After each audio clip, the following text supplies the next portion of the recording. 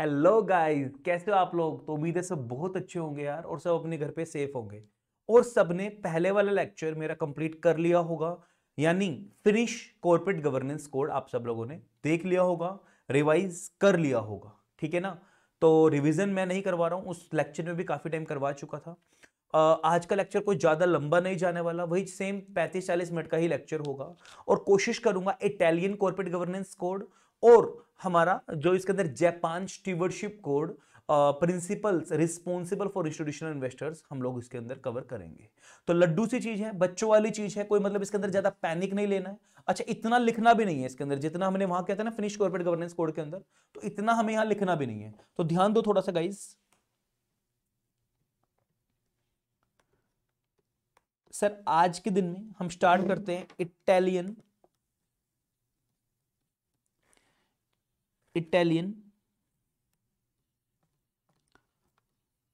Corporate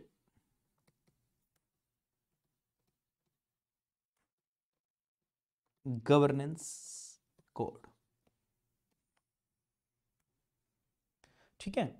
देखो, वैसे तो यहां स्ट्रेट फॉरवर्ड नहीं लिखा, बट ये इफेक्ट में कब से आया था गाइस, मैंने जैसे आपको बताया जनवरी 2020 में ही इफेक्ट में आया था ये भी। यहां नहीं, बाद में मैं दिखाऊंगा आपको। अच्छा सर, इसका बेसिक स्ट्रक्चर क्या है। जो एक कोड है ना सर, 6 आर्टिकल्स के अंदर बताया गया है, और हर आर्टिकल्स को further divided into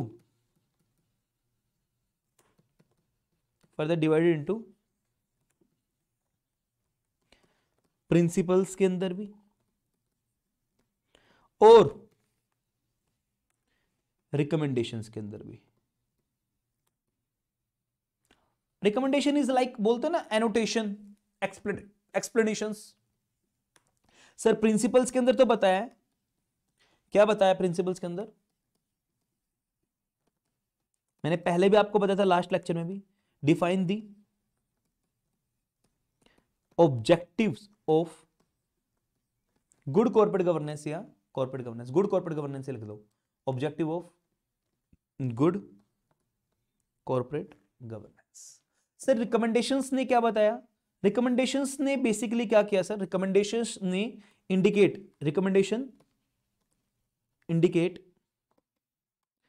the behaviour, मैं एग्जैक्टली लिख रहा हूं बट ओवरऑल वैसे रिकमेंडेशंस ने बोला कि जो हमारे प्रिंसिपल्स है ना, ये अपने आप में अप्रोप्रिएट हैं हमारे ऑब्जेक्टिव्स को अचीव करने के लिए गुड कॉर्पोरेट गवर्नेंस के। बट इन्होंने जो लैंग्वेज लिखी वो क्या है, इंडिकेट द बिहेवियर दैट, ये इंडिकेट करते हैं कि वो बिहेवियर दैट द कोड, जो हमारा कोड है ना, प्रिंसिपल्स है, कोड है, डीम्स, जो हमारा कोड है वो अपने आप में अप्रोप्रिएट है सर। कोड डीम्स अप्रोप्रिएट, किस चीज के लिए अप्रोप्रिएट है सर हमारा कोड, कोड डीम्स अप्रोप्रिएट। या आप ये सारा काटना चाहो, नोट्स बनाना चाहो, रिकमेंडेशन दी कि सर जो हमारा कोड है ना वो डीम्स अप्रोप्रिएट है, किस चीज के लिए अप्रोप्रिएट है, टू अचीव दी ऑब्जेक्टिव्स जो कहां बताए गए हैं, इंडिकेटेड इन द प्रिंसिपल्स। तो सर जो भी प्रिंसिपल्स के अंदर बताया गया कि जो जो चीजें हमें अचीव करनी है गुड कॉर्पोरेट गवर्नेंस के लिए, वो प्रिंसिपल्स बना दिया।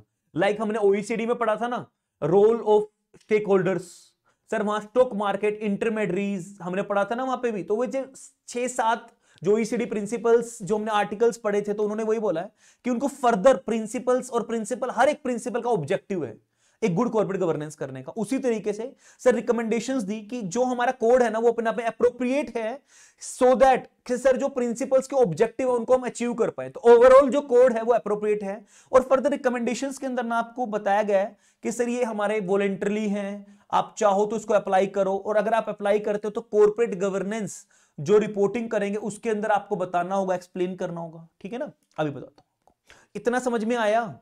सर प्रिंसिपल्स और रिकमेंडेशंस में इसको डिवाइड किया गया है। सर किन कंपनीज पे एप्लीकेबल होगा ये, सर कहां कहां एप्लीकेबल होगा, ऑल कंपनीज, या इन शॉर्ट बोले तो all listed entities, all companies whose या with, all companies with shares listed on, कहां, इटालियन स्टॉक एक्सचेंज नहीं, मेन मार्केट, वहां वर्ड यूज किया गया है इटालियन मेन मार्केट। और सर इसका नाम ना मुझे याद नहीं रहता यार, आप लोगों को याद रहे तो रट्टे मार लेना।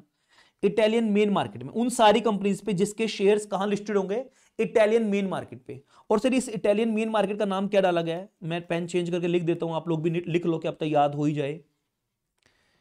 मर्कैटो टेलीमेटिको एजियोनारियो, तो ये मेन मार्केट का नाम है। और जैसे हमारी आरओसी है ना, जैसे सैबी है सर, यहां इसको कौन रेगुलेट करता है। अब मैनेज्ड किसने किया सर इसको, मैनेज्ड बाय, अच्छा एरो उल्टा लगाएंगे सर, इसको कौन मैनेज करेगा, मैनेज्ड बाय, सर वर्ड लिखा है बोर्सा इटालियाना। जैसे हमारी सैबी है इसी तरीके से सर इनको कौन मैनेज करता है, बोर्सा इटालियाना। सर मेन मार्केट में जो भी लिस्टेड होंगी कंपनी, सर मेन मार्केट का नाम क्या है, मर्कैटो टेलीमेटिको। अब देख लेना यार, देखो ये कोई मेरा पार्ट नहीं है आपको रिटेन रट्टे मरवाना है चीज, बट मैंने इतना समझा दिया। सर 6 आर्टिकल्स हैं, हर आर्टिकल के अपने प्रिंसिपल्स हैं और प्रिंसिपल्स के साथ रिकमेंडेशंस दी गई हैं। प्रिंसिपल्स में ऑब्जेक्टिव बताया गया, रिकमेंडेशंस में आपको समझाया गया है कि जो एंटायर कोड है ना ये बहुत प्रॉपर टाइप से बनाया गया है सर, और अगर आप इसको फॉलो कर लोगे ना तो आपका जो प्रिंसिपल्स में अंदर ऑब्जेक्टिव दिए गए सारे फुलफिल हो जाएंगे। इतना समझ में आया सर। अब इसके बाद हमें करनी है एक बहुत अच्छी बात, सर जो एक कोड है क्या है, वॉलंटरली। तो वर्ड लिखते हैं सर, एक वर्ड क्या हमारा वॉलंटरी। तो क्या मैं लिख दूं, application of this code is, application of this code is voluntary. Sir चलो ठीक है, आपने अगर कर लिया, ये अप्लाई कर लिया, अगर आपने अप्लाई कर लिया तो नेक्स्ट स्टेप क्या होगा, एंड इसको इज कहां डिस्क्लोज करेंगे, and is disclosed in the report. In short बोलते हैं कॉर्पोरेट गवर्नेंस रिपोर्ट, बट इन्होंने जो वर्डिंग यूज किया है, in the report on corporate governance and, sir word थोड़े ना टेक्निकल यूज किए गए हैं इसमें, मेरे को भी ऐसे रिटेन नहीं है, ओनरशिप स्ट्रक्चर्स। तो एक दो बार पढ़ना पड़ेगा मुझे भी, आप लोगों को भी, तभी हो पाएगा ये पॉसिबल, क्योंकि न्यू चीज है। तो बोलते हैं कौन से, इनको इन शॉर्ट बोलते हैं, that is corporate governance report भी मैं बोल सकता हूं इसको। तो बोलते हैं corporate governance and ownership structure के अंदर हमें सर इसको डिस्क्लोज करना होगा कि सर हमने इसको, पहली बात है वॉलंटरी है, अगर आप इसको मानते हो या नहीं मानते हो, अगर मानते हो तो सर आपको इसमें डिस्क्लोज करना होगा रिपोर्ट के अंदर कौन सी कॉर्पोरेट गवर्नेंस रिपोर्ट, और अगर आप नहीं मानते हो तो इसको क्या करना पड़ेगा सर, अगर आप देखो, अगर आप मानते हो तो ठीक है, अगर आप नहीं मानते हो तो आपको एक्सप्लेन करना पड़ेगा।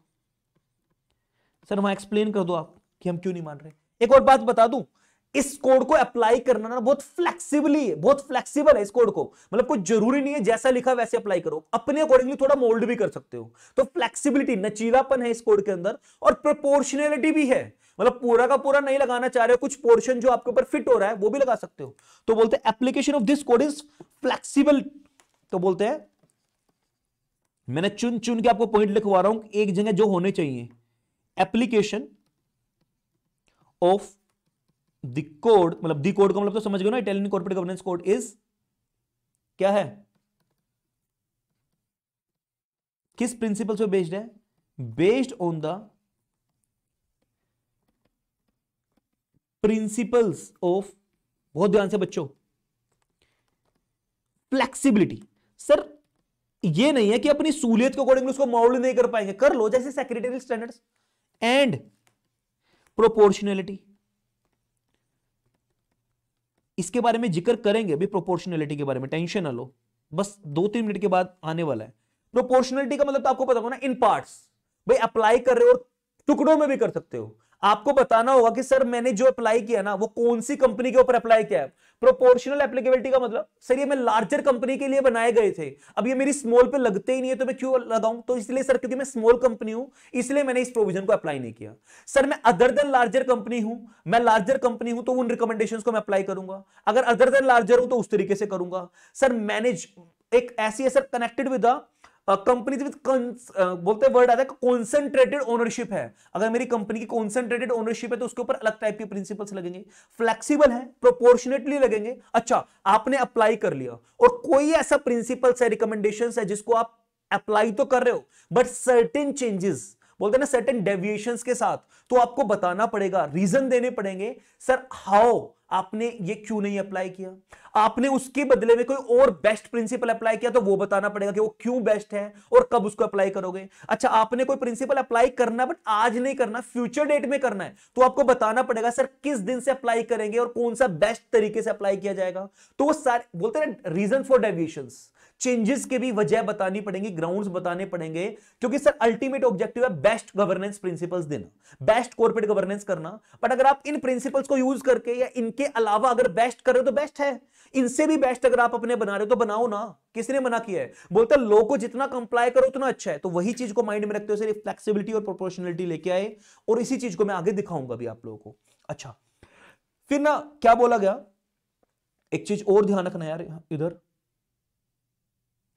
बोलते हैं ये कोड है ना, जो ये कोड है, the code is neutral, the code is, अब समझ में नहीं आएगा सर ये न्यूट्रल का मतलब क्या होगा, द कोड इज न्यूट्रल। अच्छा, मैं समझाने को तो अभी आपको ये भी समझा देता, बट है ना पहले एक बेसिक चलने दो, उसके बाद थोड़ा लेवल बढ़ाऊंगा। The code is neutral. Sir neutral क्यों, देखो जो भी गवर्नेंस मॉडल जो भी अपना चाहता है with respect to governance model अपना बना सकता है, कोई ये नहीं कि बिल्कुल फिक्स, भाई ये बोलता न्यूट्रल है, सबके लिए बराबर दिया इन्होंने, लार्जर स्मॉलर सबके लिए, तो न्यूट्रल है, दिस कोड इज न्यूट्रल। किस चीज को मायने में रखते हुए, विद रिस्पेक्ट टू द, ध्यान से, neutral with respect to the governance model. Sir governance model को मायने में रखते हुए कोड न्यूट्रल है, मतलब कोई बोलते ना एक मॉडल प्रिंसिपल्स बना देना, तो न्यूट्रल है, सबके लिए समान बना दिया इसने। इन्होंने ऊंच नीच नहीं देखी, लार्जर कंपनी स्मॉलर कंपनीज नहीं देखी, सर इन्होंने थोड़ा सा यहां नालायकपंती की, तो इसलिए इन्होंने फ्लेक्सिबिलिटी कर दी, अपने अकॉर्डिंगली आप मोल्ड कर लो। समझ में आ रहा है बात। बोलते क्यों सर न्यूट्रल है, क्योंकि ना इन्होंने कॉन्सेप्ट लेके आए टू, देखो ये कॉन्सेप्ट लेके आए, देखो कंपनीज, यहां इन लोगों ने ना, इस कोड ने कंपनीज को दो तरीके से डिवाइड किया। सर एक तो ट्रेडिशनल कंपनीज जो वन टायर सिस्टम फॉलो करती है, सर अब ये क्या है मुझे भी ज्यादा नहीं पता। ट्रेडिशनल वो कंपनी जो वन टायर सिस्टम फॉलो करती है, वन टायर, एक लेयर्स, मतलब आगे फर्दर जितना मुझे समझ में आया सब्सिडरीज नहीं बनाना चाह रही, बस अपने अपने लेवल पे रहकर काम करना चाह रही है, ट्रेडिशनल वन टायर। दूसरी कंपनी जो सर, अब वर्ड नया तो वैसे यूज नहीं किया गया न्यूली, बट क्या वर्ड यूज किया गया, टू टायर, एक ऐसी कंपनी जो टू टायर, तो सबको समान तरीके से बोला गया है, सबके लिए मॉडल गवर्नेंस एक ही बनाया, बट इन दोनों में ना कोई भी असमानताएं नहीं की, दोनों का न्यूट्रल रहा है कि जो ट्रेडिशनल वे वन टायर वे में करना चाह रहा है और जो टू टायर में करना चाह रहा है। अच्छा, इसको ना इन्होंने नाम लिया क्या बोला यार इसको, which includes the so cold, अब यार लैंग्वेज क्या बोला गया है, which includes the so cold, मतलब इसको क्या बोला गया, मोडिलो, मतलब ऐसी कंपनी जो क्या नाम लिया, मोडिलो, मोनिस्टिको। तो थोड़ा सा लैंग्वेज टफ है यार, इसलिए मैं भी देख रहा हूं बार बार, मोडिलो मोनिस्टिको, जितना लिखवा रहा हूं वो लिख लो। तो वन टायर का इन्होंने क्या नाम लिया, मोडिलो मोनिस्टिको। अच्छा, टू टायर का क्या नाम दिया, विच इज सो कोल्ड, क्या नाम दिया इनका, मोडिलो। अभी रुक जाओ, बस ये वर्ड पे ध्यान देना, ड्यूअलिस्टिको, एक मिनट रुको, ड्यूअलिस्टिको ही है ना, हाँ ड्यूअलिस्टिको, ओ माय गॉड याद हो गया यार, मॉडलिस्टिको, मोनिस्टिको, ड्यूअलिस्टिको, मोडिलो, ड्यूअलिस्टिको, मोडिलो, मोनिस्टिको। सर क्या चल रहा है मुझे भी नहीं समझ में आया था क्या चल रहा है, बट इतना समझ में आ गया, इन्होंने न्यूट्रल रखा है गवर्नेंस मॉडल को। सर अब कंपनीज है, चाहे वो वन टायर है ट्रेडिशन में जो चलती थी, चाहे वो टू टायर्स है, तो दोनों के लिए न्यूट्रल रखा है। बट इन्होंने बोला जो टू टायर्स वाली है ना, इनको क्या करना पड़ेगा, इनका जो गवर्निंग बोर्ड होगा ना, गवर्निंग बोर्ड है ना, सुपरवाइजरी बोर्ड, इसने क्या बोला सर, इस कोड ने, मतलब कोड रिक्वायर्स, बोलते हैं सर कोड ने, जो इटालियन कॉर्पोरेट गवर्नेंस कोड ने क्या बोला, इन कंपनीज के लिए कोड रिक्वायर्स दैट जो इनका सुपरवाइजरी बोर्ड होगा ना, क्या रिक्वायर किया सर, जो इनका सुपरवाइजरी बोर्ड होगा ना, उसके कंधों पे ज्यादा रिस्पॉन्सिबिलिटी डाली है। बोलते सुपरवाइजरी बोर्ड को डेलिबरेटली फंक्शन करने पड़ेंगे सर, डेलिबरेटली क्या बोला गया, हाँ डेलिबरेटली सर, अपने असाइन द टास्क, असाइंड क्या गया सर, सुपरवाइजरी बोर्ड को असाइंड, देखो यहां नहीं लिख रहे हैं, तो कोड ने रिक्वायर किया है सुपरवाइजरी बोर्ड को असाइंड टास्क, क्या टास्क ऑफ डेलिब्रेटिंग, डेलिब्रेटरी मत लिखो, डेलिब्रेटिंग सर, एक मैं बोलता हूं, एक कंधों पे एक रिस्पॉन्सिबिलिटी डाली है सर, आप पूरे होशोबाज में बोलते हैं ना, डेलिब्रेटली जान, मतलब पूरे जियो जान, पूरे ड्यू डिलिजेंस के साथ, डेलिब्रेशंस के साथ काम करोगे। टास्क ऑफ डेलिब्रेटिंग, क्या डेलिब्रेट करना सर, दो तरीके की बातों को बोला, डेलिब्रेटरी काम करोगे आप, कॉर्पोरेट जो स्ट्रेटेजीज बनेंगे उनमें डेलिब्रेटरी पार्टिसिपेट करोगे, डेलिब्रेटिंग ऑन दी, ध्यान से लिखना यार, बहुत टफ लैंग्वेज है, लेकिन कंपनीज स्ट्रेटेजिक ऑब्जेक्टिव के अंदर जब कंपनी के स्ट्रेटेजीज गाइडलाइंस सेट होंगी, उनको बनाने में सर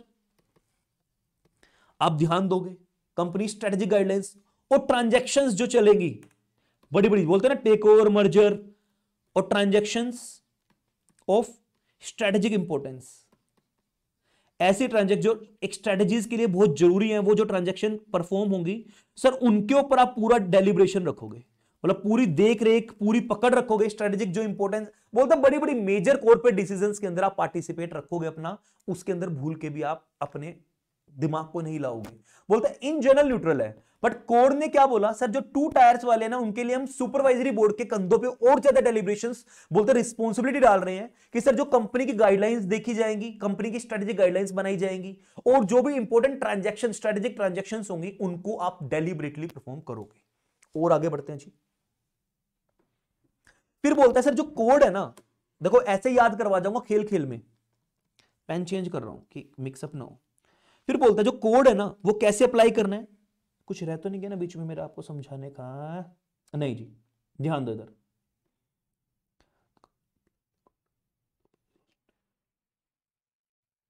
ठीक है। बोलते हैं कोड अप्लाई कैसे करना है, अप्लाई कैसे करना है,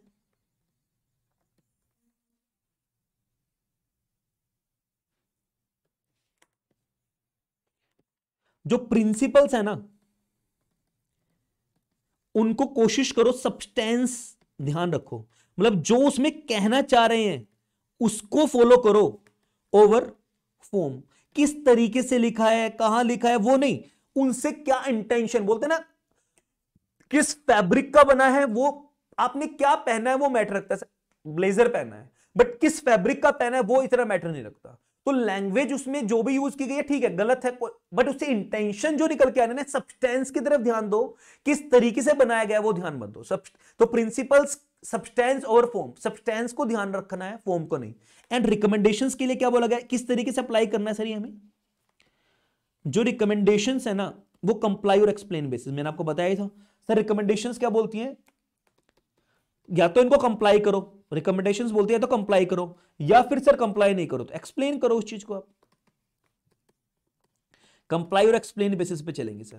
तो रिकमेंडेशंस ने किस तरीके से फॉलो करो, या तो रिकमेंडेशन जो बोले गए उनको मानो, या नहीं मानो तो एक्सप्लेन कर दो। सर मानो तो डिस्क्लोजर दे दो, बताया था ना disclosure, corporate governance and ownership structure, यानी रिपोर्ट के अंदर, कॉर्पोरेट गवर्नेंस रिपोर्ट के अंदर दे दो, और अगर नहीं मानते तो एक्सप्लेन कर दो उसी रिपोर्ट के अंदर। वहीं पे सर ये क्या बोला गया कि प्रिंसिपल्स में जो लिखा है उसकी तरफ ध्यान दो, कैसे लिखा है, कहां, वो चीज फॉर्म की तरफ ध्यान मत दो, वो इमटेरियल चीजें हैं। तो बोला कोड को इस तरीके से अप्लाई करेंगे।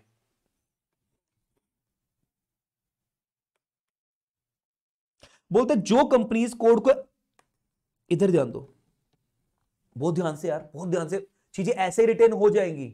मैं क्यों इतनी थ्योरेटिकल चीज को भी इतना ज्यादा लिख रहा हूं, प्रैक्टिकल बना रहा हूं यार, ये एग्जाम में आने के चांसेस हैं, पूरे पूरे चांसेस हैं यार, क्योंकि जो अमेंडमेंट आती है ना, नई एडिशन होती है, एग्जाम में आने के चांसेस हैं। बोलते जो कंपनी अडॉप्ट करेंगे ना, द कंपनीज, यानी listed Italian listed companies, the companies adopting the code, जो भी कंपनी एडॉप्ट कर रही है कोड को, उसकी क्या ड्यूटी बनती है, the companies adopting the code क्या करेगी सर, वो provide in the corporate governance report, provide in their corporate governance report, क्या प्रोवाइड करेंगे सर अपने कॉर्पोरेट गवर्नेंस, वो कंपनी जो इस कोड को कंप्लाई कर रही हैं, अप्लाई कर रही हैं, तो सर उनकी ड्यूटी बनती है कि अपनी कॉर्पोरेट गवर्नेंस रिपोर्ट के अंदर क्या चीज बताए, एक्यूरेट, ध्यान से देखना, एक्यूरेट, इजिली अंडरस्टैंडेबल।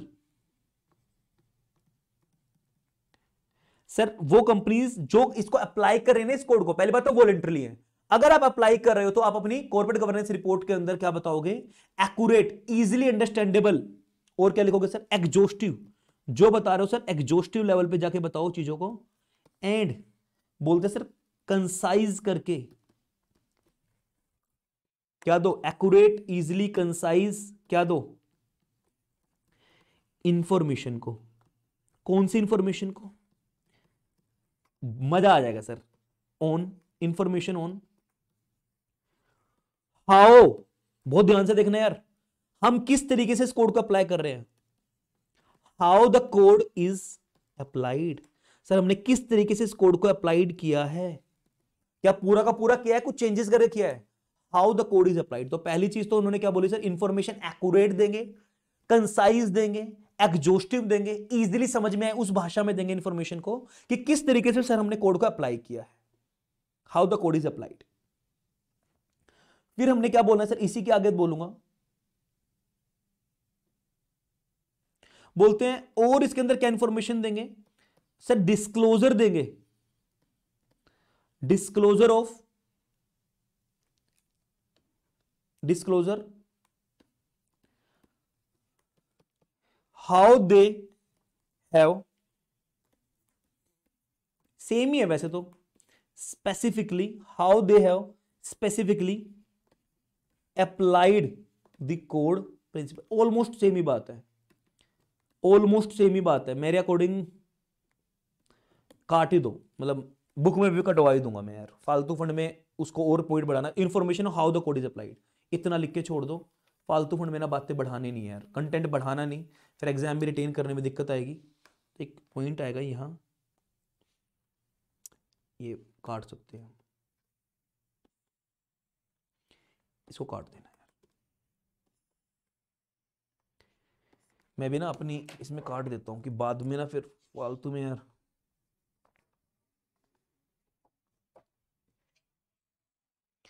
ये फ्लेक्सिबिलिटी वाला पॉइंट में ना ये ऑफ और इसके बीच में स्पेस में कर दूंगा, ठीक, मैंने नोट डाउन कर लिया, तो ये सारा मैंने ऑलमोस्ट आपको करवा ही दिया वैसे तो। चलो तो बढ़िया समझ में आया।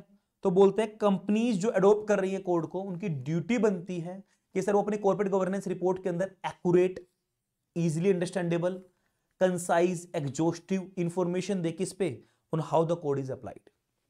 और क्या रह गया आगे, मैं पढ़ा देता हूं यार। बोलते हैं कंपनीज के पास ना चॉइस है to depart, the choice to depart from one और more recommendations of the code. मैंने बताया था ना आपको सर यहां चॉइस है, मानो या एक्सप्लेन कर दो जो नहीं माना, रिकमेंडेशंस बोला था, प्रिंसिपल्स और रिकमेंडेशंस, तो चॉइस टू डिपार्ट लिख दूं, थोड़ा सा पेन चेंज कर देते हैं, छोड़ो, दी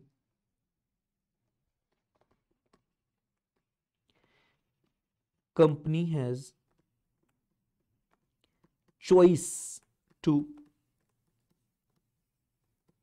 depart, बोलते हैं छोड़ देना, डिपार्ट अलग कर देना, चॉइस टू डिपार्ट, किस चीज को डिपार्ट करना, फ्रॉम वन, एक या एक से ज्यादा रिकमेंडेशंस को, मैंने प्रिंसिपल्स वर्ड नहीं बोला है, रिकमेंडेशंस को सर छोड़ सकते हो sir, it's a choice of the code, choice to depart, but may depend on factors, किन किन चीजों के ध्यान रख के, internal external factors of the company. अब ये देखते रहना यार, whereby the practice recommended by the code may not be functional और compatible with its governance model, उन बेसिस पे कि सर जो प्रैक्टिस रिकमेंड की गई है कोड के अंदर वो फंक्शनल नहीं है, कंपेटेबल नहीं है मेरे कोड के ऊपर, तो किन सिद्धांतों में बोला गया सर छोड़ देंगे कोड, बोलते हैं विच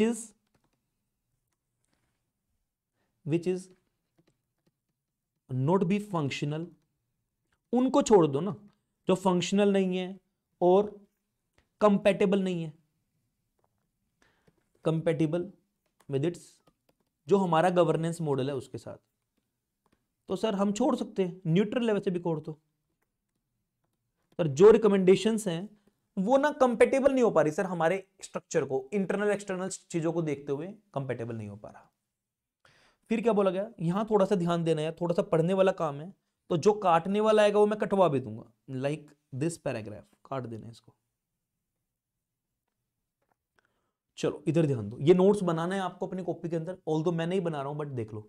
बोलते the application of the code, the application of the code implies, कहां लगेगा ये, the application of the code implies however that each deviation is clearly indicated. बोलते एप्लीकेशन ऑफ द कोड, सही बात है चलेगा, लेकिन वहां आप कोई भी, अगर आपने डेविएशन, हमने बोला था ना फ्लेक्सिबली करना है, अगर आप कोई भी चेंजेस कर रहे हो ना इसके प्रिंसिपल्स के अंदर, रिकमेंडेशंस के अंदर, तो आपको क्लियरली बताना पड़ेगा कॉर्पोरेट गवर्नेंस रिपोर्ट के अंदर कि सर हमने यहां चेंज किया है, ये डेविएशन किया है, और उसका इफेक्ट क्या होगा, that and that companies, sir उस डेविएशन का क्या इफेक्ट होगा, एंड दैट कंपनीज एक्सप्लेन करेगी how the best practice recommended by the code has been disregarded. Sir आपने किस तरीके से जो बेस्ट प्रैक्टिस कोड ने बताई थी आपने वो नहीं मानी, क्यों नहीं मानी, वो तो बात अलग, एक्सप्लेन करना है हाउ, किस तरीके से आपने वो डिसरिगार्ड की है। दूसरा, describe the reasons, sir reasons बतानी है, तो ये मैं लिख नहीं रहा हूं, आपको समझना पड़ेगा, एक्सप्लेन कर दो, रीजन बता दो। अच्छा अभी नहीं हो पा रहा है, how the decisions to depart from the recommendations, अच्छा अगर आपने कोई भी रिकमेंडेशन डिपार्ट किया वो उसका भी रीजन बता दो। Decision, if the deviation is limited in time, sir अभी नहीं बट फ्यूचर में लग सकती है, डेविएशन लिमिटेड टाइम के लिए नहीं मानी है। When they plan to apply the related best practice, sir ये बेस्ट प्रैक्टिस आप कब करोगे वो बता दो, बताया था ना आपको, समझाया था। Describe any action adopted as an alternative, अगर सर आप इसके जो इसमें बेस्ट प्रैक्टिस दी गई है इसके अलावा कोई और ऑल्टरनेट लेके आ रहे हो अपना खुद का, तो बता दो सर आपका ऑल्टरनेट इससे बेस्ट कैसे है। To the best practice which they have not implemented and explain how this, जो बेस्ट प्रैक्टिस आपने नहीं मानी इसका कौन सा अल्टरनेट आप लेके आए हो वो भी बता दो, और एक्सप्लेन करो उसको जो आप लेके आए हो, how this choice helps the company achieving the objectives underline code. Sir जो हमारे प्रिंसिपल्स बने थे कोड के अंदर, जो उनका ऑब्जेक्टिव अचीव करना था, आपने उसको नहीं माना, कुछ और लेके आए हो, तो किस तरीके से वो जो बेस्ट प्रैक्टिस करते और जो उसको ऑब्जेक्टिव सेट किया गया था उसको फुलफिल करने के लिए हमारा जो हम नई चीज लेके आए ये कैसे उससे बेस्ट है। Principles and in any case contribute to the good governance, और किसी भी केस में सर वो कैसे हमारे गुड कॉर्पोरेट गवर्नेंस को कंट्रीब्यूट करता है। थोड़ा सा रट्टे मारने वाली चीज है यार, कोई बात नहीं, याद है, सिंपल है, इजी है, याद हो ही जाएगा आप लोगों को। तो in order to ensure a proportional, मैंने बोला था ना प्रोपोर्शनल एप्लीकेशन का भी पॉइंट आएगा, प्रोपोर्शनल इंपॉर्टेंट लग रहा है मुझे थोड़ा सा, proportional application of the code.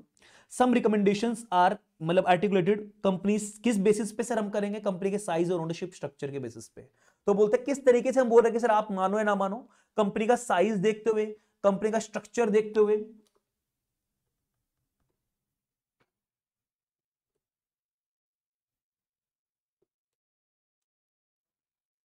हम इन रिकमेंडेशंस को नहीं मानेंगे। देखो इधर, a set of recommendations intended only for larger companies, sir वो बड़ी कंपनीज के लिए बनाई गई थी बस, और लार्जर कंपनी की डेफिनेशन इस कोड के अंदर दी गई है, मैं काट दूंगा वैसे कोई मतलब नहीं है सर, लार्जर कंपनी का मतलब हमारा नहीं, इस कोड के अंदर जो बताया गया है। सिंपल एप्लीकेशन ऑफ सम, अब बोलते हैं एक सेट ऑफ रिकमेंडेशंस जो बताए गए हैं, अब जो अदर देन लार्जर कंपनीज है उनके लिए एक सिंप्लीफाइड एप्लीकेशन है सर, नॉर्मल चीजें लगेंगी other than larger companies. Third sir मैं अपनी बुक में ठीक कर दूंगा, हमने बोला था ना साइज के बेसिस पे हम रिकमेंडेशंस मानेंगे नहीं मानेंगे प्रोपोर्शनेट, और दूसरा ओनरशिप स्ट्रक्चर, बोलते हैं adaptation of some recommendations to companies with concentrated ownership, वो कंपनी जिसमें कुछ सीमित लोगों कॉन्सेंट्रेटेड ओनरशिप है ऐसे कंपनीज के लिए अलग से बनेगा। सर हम नहीं मानना चाह रहे, यह स्कैटर्ड ओनरशिप नहीं है, कॉन्सेंट्रेटेड लोगों की ओनरशिप है बस। Category of company with concentrated ownership content code में बताई गई उसकी डेफिनेशन भी, बट हमें नहीं पढ़ना ना, हमारे काम की चीजें नहीं है। तो वो कंपनी जिसके कॉन्सेंट्रेटेड ओनरशिप है, लार्जर कंपनीज, तो सेट ऑफ रिकमेंडेशन प्रैक्टिसेस है लार्जर कंपनीज के लिए, सिंप्लीफाइड प्रैक्टिसेस बताई गई है other than larger companies. Sir जो कॉन्सेंट्रेटेड ओनरशिप है उनके लिए अलग से कुछ बताया गया है, ठीक है। तो ये अगला पॉइंट मैंने काट दिया। फिर बोलते हैं कि सर इनको भी तो बनाने के लिए कोई कमेटीज चाहिए होगी ना, जैसे कंपनी, जैसे जस्टिस जे ईरानी कमेटी, आदित्य बिरला कमेटी मैंने इंडिया के लिए बताई थी आप लोगों को, ऐसे सर इसको बनाने के लिए भी ना कमेटीज थी। अब बोल दो उस कमेटी का नाम नहीं बताया गया, बट उस कमेटी ने किन किन चीजों को ध्यान दिया, बोलते हैं मॉनिटर करेगी कमेटीज, हर 2 साल में ना इसको नए नए प्रोविजंस को अपडेट करेगी। पहली बात तो ये पढ़ लो यहां to this and in it evaluate a possible revision, कोशिश करेगी सर चेंजेस लाए हर 2 साल में एक बार सर इसके अंदर चेंजेस लाए जाएं, इस कमेटी के ऑब्जेक्टिव है। फिर क्या बोला गया, कमेटी का काम क्या है, number 1 monitor the state of the code application, number 1 यानी ए पॉइंट लगा लो, state of the code application monitor करेगी, सर ये कोड कहां कहां अप्लाई हो रहा है, सही है कि नहीं है, कोड की तरफ ध्यान रखेगी। मतलब दूसरा evolution of the applicable regulatory framework, sir इनसे रिलेटेड कोई नए नए लॉज बनते हैं, सम टाइम आप देखते हो सर नए नए लॉज बन गए, पहले नहीं था, हमने कोड का नाम दे रखा था, कोड के अंदर तो था बट उनसे रिलेटेड लॉ नहीं था, बट रिलेटेड लॉज बन गया, रेगुलेटरी फ्रेमवर्क बन गया, सर उनको भी ध्यान में देंगी, एप्लीकेबल लॉज को भी ध्यान में रखेगा। तीसरी बात sir international best practices, sir इस पॉइंट के ऊपर ठीक है, अभी तक हमने एक लेवल तक सोचा, अब बाहर क्या क्या प्रैक्टिस हो रही है उसको भी तो ध्यान में रखें, OECD प्रिंसिपल्स, उन सारी चीजों को ध्यान में रखें। And is responsible for updating the code, आपको सबको पता है सर हर 2 साल में, तो 4 बातों का ध्यान रखने के लिए बोला गया इस कमेटी को। सर पहले पता मॉनिटर रखो कि कौन कौन से इस कोड को, स्टेट द कोड मतलब ये एप्लीकेबल कहां कहां हो रहा है, कहां कहां एप्लीकेबल होना, उस चीज पे ध्यान रखो, मॉनिटर रखो। फिर बोला गया सर रेगुलेटरी फ्रेमवर्क जो चेंज हो रहे हैं, नए लॉज आ रहे हैं, उनकी तरफ ध्यान रखो। सर अपडेट करो, इंटरनेशनल बेस्ट प्रैक्टिसेस को ध्यान में रखेंगे, हर 2 साल में एक बार रिकमेंडेशंस दे दो चेंज करने की, ठीक है। फिर क्या बोला गया, सर ये कोड ना अप्लाई करते हैं, किन बेसिस पे अप्लाई होता है, किन बेसिस पे चेंजेस आते हैं, the application of the code किस बेसिस पे, सर क्वेश्चन एंड आंसर्स होते हैं, जैसे बोलते हैं ना क्वेश्चनरीज, FAQs, सर किसी भी फॉर्म है उस फॉर्म के FAQs आ जाते हैं, कोई भी प्रोविजन उसके FAQ बड़ा इजी हो जाता है, क्वेश्चन आंसर। तो इस कोड के ना और अच्छे से कैसे इसको अप्लाई किया जाए, इस कोड के साथ ना कुछ क्वेश्चन आंसर्स दिए गए हैं, लाइक क्या ये प्राइवेट कंपनीज पे लगेगा, क्या ये OPCs पे लगेगा, तो ऐसे अलग से FAQs हैं उनके, वो और हेल्प करता है इस कोड को अप्लाई करने में। फर्दर सर FAQs तो है ही है, मैंने क्वेश्चन एंड आंसर्स तो है ही हैं, सर इसको पीरियोडिकली अपडेट भी किया जाता है इन क्वेश्चन आंसर्स को। देखो बोलते हैं सर इस कोड को ना अप्लाई करने में और अच्छा क्यों है code, the application of this code is easy, क्यों सर, एक सेकेंड, अप्लाई करने में कौन हेल्प करता है, the application of this code is facilitated by the set of question and answers. और ये क्वेश्चन आंसर्स क्या होंगे सर, ना कि सिर्फ बना के छोड़ दिए, ये पीरियोडिकली अपडेट भी होते रहेंगे, जैसे जैसे क्वेश्चंस उठेंगे इनको पीरियोडिकली अपडेट करेंगे। और कौन, जिन कंपनीज पे लग रहा है ना वो भी अपनी रिकमेंडेशंस देंगी, सर हमें लग रहा है कि ये क्वेश्चन उठ रहे हैं, उनको भी मायने में रख के क्वेश्चन और उनके आंसर डाले जाएंगे। देखो पीरियोडिकली अपडेटेड। ऑल्सो किन चीजों को कंसिडर किया जाएगा, कोई भी रिक्वेस्ट जो सबमिट की गई है उन कंपनीज ने जिनने इनको अप्लाई किया है अपने ऊपर, भाई रिलायंस टाटा इनको अप्लाई करेगी पहले नई नई चीजों को, फिर बताएगी सर हमें ये कमियां लग रही है, ये क्वेश्चन है, इसके ऊपर भी मुद्दा उठाया जाना चाहिए और इनका सॉल्यूशन कोड में लाओ। इस तरीके से बोलते हैं कोड कहां प्रेजेंट किया गया था, प्रेजेंट कोड कब था, जनवरी 2020, बता चुका हूं आपको। सर टुकड़ों में, मैंने आपको इंट्रोडक्शन क्लास में भी बताया था, लास्ट क्लास में भी बताया था, टुकड़ों में कोड लगा। सर बोला गया इनिशियली कोड वैसे बना तो आपकी नजरों में जनवरी 2020 में है, बट पहली बार कब से लगा सर, 31 दिसंबर 2020 के बाद जो फाइनेंशियल ईयर आया, लाइक यानी 1 अप्रैल, मतलब वहां भी यही चलता होगा, तो 2021 से कोड अप्लाई हुआ। बट सर इसका वो प्रोविजन मैं बताता हूं, देखो पढ़ो, companies adopting the code are required to apply it starting from the first financial year, कहां से sir, that begins after 31 December. तो जो पहला फाइनेंशियल ईयर आएगा इस 31 दिसंबर 2020 के बाद जो भी फाइनेंशियल ईयर आएगा जब से। वाइल द डिस्क्लोजर, सर लेकिन इसमें जो डिस्क्लोजर वाला सेगमेंट है ना, हमने पढ़ा था ना ऊपर से डिस्क्लोजर देने हैं, कॉर्पोरेट गवर्नेंस रिपोर्ट के अंदर डिस्क्लोजर देना है, तो वो वाला सेगमेंट है ना, shall be provided in the corporate governance report to be published in during 2022। But sir वो 2022 से शुरू होगा, तो समझ में आया ना। एक सर थर्ड चीज वो कब से आया, जैसे ही आपने 31 दिसंबर के बाद 2020 के बाद अपना बोर्ड कॉम्पोजिशन के अंदर चेंज किया है, बोर्ड ऑफ डायरेक्टर्स के अंदर चेंजेस आए हैं, कोई गया है आया नहीं आया, कोई भी चेंजेस कर रहा है अपने, तो वहां सर फिर इंडिपेंडेंट बोर्ड मेंबर वाला क्राइटेरिया उसी दिन से फॉलो कर लो। लार्जर कंपनीज के लिए बोला गया अप्लाई द रिकमेंडेशंस, कौन सी recommendations, regarding the presence of independent director, present होने चाहिए इन द बोर्ड डायरेक्टर्स, यानी बोर्ड ऑफ डायरेक्टर्स के कंपोजिशन के अंदर सर इंडिपेंडेंट डायरेक्टर्स का भी होना चाहिए। ऐसा नहीं बोला कि अभी चेंज करो, बट 31 दिसंबर के बाद तब भी कंपोजिशन चेंज होगा, starting from the first renewal, जो भी रिन्यू होगा of the board of directors following 31 December. तो जैसे ही 31 दिसंबर के बाद जो भी रिन्यूअल होगा आपका, कोई गया है आया है, जो भी चेंजेस होगा, उस दिन से फिर आपको इंडिपेंडेंट डायरेक्टर्स अपने बोर्ड के अंदर लाने पड़ेंगे। कौन सी कंपनीज को? लार्जर कंपनीज को। सर थोड़ा सा फैल गया ना, थोड़ा सा रायता फैल गया, कोई नहीं, रिवाइज कर लेंगे ना, हो जाएगा पूरा। बोलते हैं बहुत ध्यान से यार, बहुत ध्यान से बच्चों, मजे में, मस्ती में यार, मस्ती में, इधर ध्यान दो। सर जनवरी 2020 से ये कोड इफेक्ट में आया, सेव कर लेता हूं पहले यार, इधर ध्यान दो सारा बच्चा।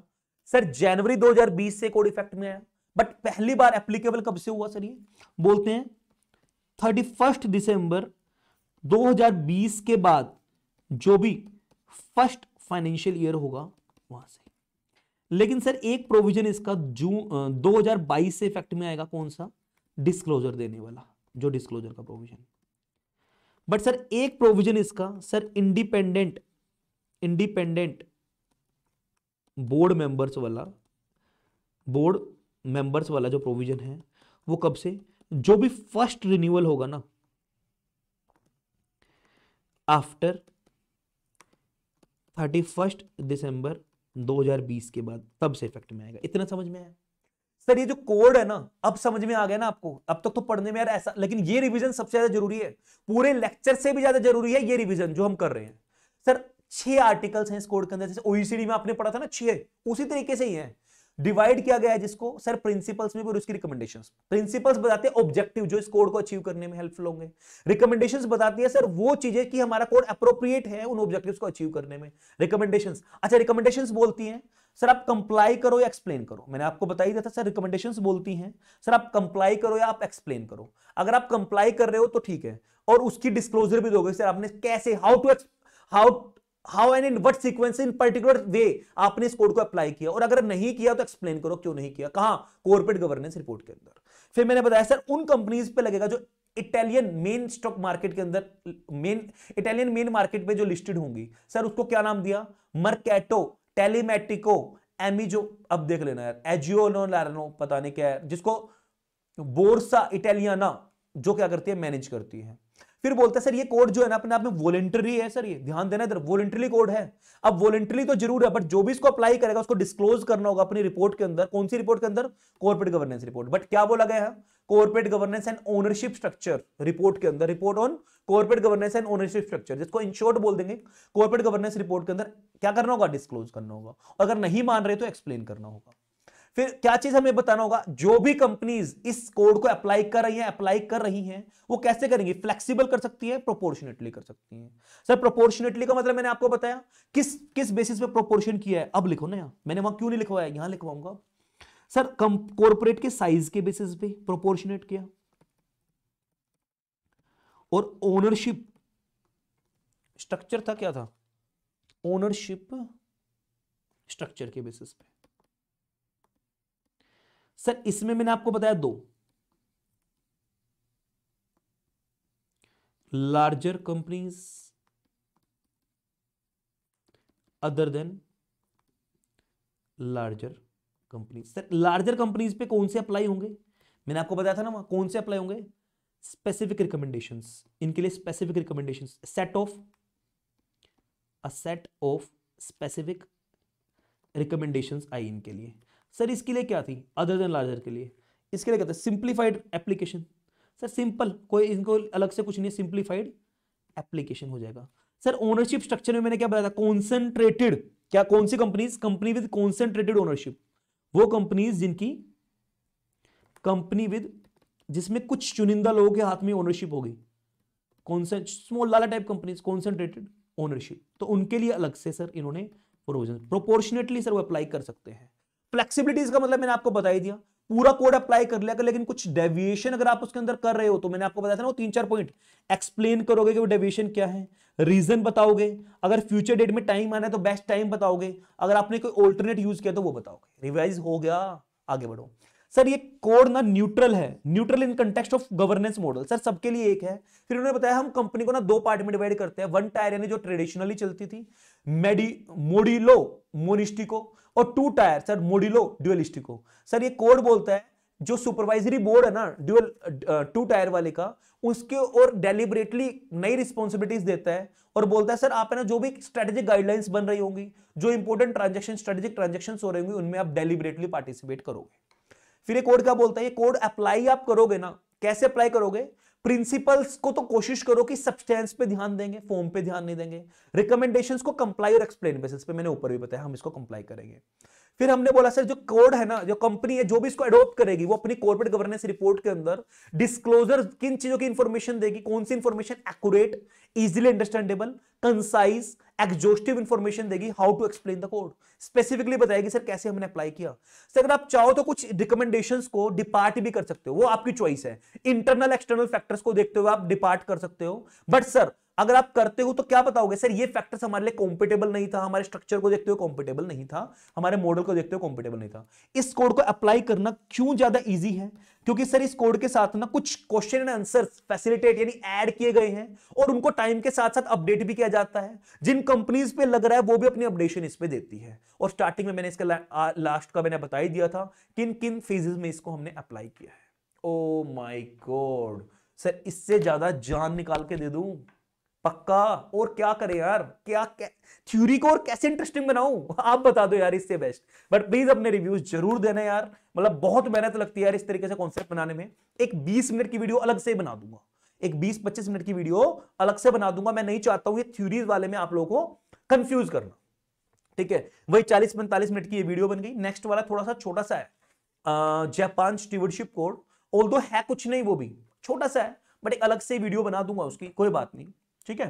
फिर उसके बाद जैसे मेरा सिलेबस कवर अप हो जाएगा, मैं क्वेश्चन आंसर्स की भी वीडियोस बनाऊंगा ना, क्यों टेंशन ले रहे हो, क्वेश्चंस जो आए हैं उनको भी तो सॉल्यूशन करेंगे, कोशिश करेंगे उनको भी तो सॉल्यूशन देंगे ना यार, बिना पढ़े उसकी भी तो रिवीजन होगी, ठीक है। चलो बाय बाय, टेक केयर, जय हिंद गाइस।